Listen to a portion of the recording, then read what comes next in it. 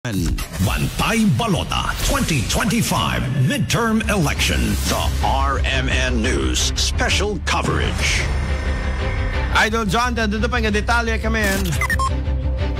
Indawlawag ti Ilocos Norte Police Provincial Office dagiti aramidan data kung awan na ti Binara iti nagpaitan dagiti agpaidasig.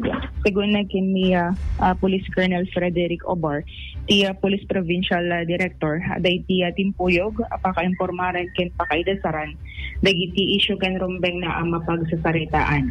Hinain na nga dapay ti panagbisita da kadagiti lugar kinitiya pa na kaisayang kata digiti Unity Walk, Covenant Signing, ay sudga po ng adatiya gundaway da makapagsasarita, padwada pa'y dagiti nagduduma a sektor, kakairamanan dagiti COMELEC officers. Ningin tayo man, iti pasaditi panangilawlawag at di Provincial Director. Started doing some projects or activities na which will lead to that. Unang-una is yung aming Timpuyog.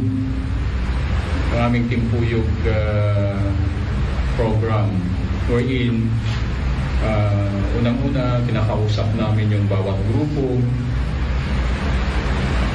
And then afterwards pinag-aharap namin sila. And then meron kaming covenant signing. And sabi nga niya kanina, may dalawang police station na lang na hindi pa nagkaroon ng covenant signing just because hindi lang magtama kasi yung schedules nila, but then we're now going to that, and before 28 matatapos namin lahat. But even after 28 itutuloy-tuloy namin yun. Why?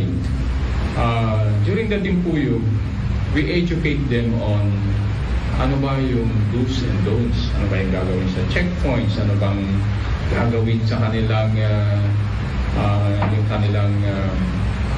materials, ano ba ang size, saan ba dapat ilagay para hindi masayang kasi papatanggal din ng COMELEC pagka kung saan nila nilalagay.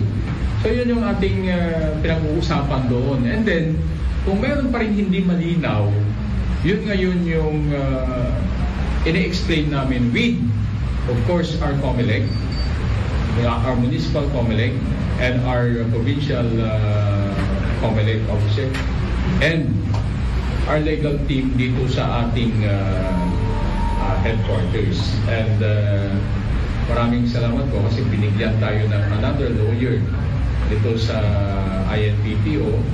Taga-Batak din po. So, tamang-tama yung tandem nila with our chief legal ngayon dito. At sila po ang kasama ko sa pagpunta sa mga Timpuyog para lahat ng mga legal matters pertaining to elections ay masagot po natin at ma-explain po natin sa kanila. Even those mga requirements ng regional headquarters on their applications for gun ban exemptions and for the request for security. Okay. So, ganun po ang ginagawa natin ngayon. And lahat naman po ng so far naman nakita namin na ang Ilocos Norte po ay nasa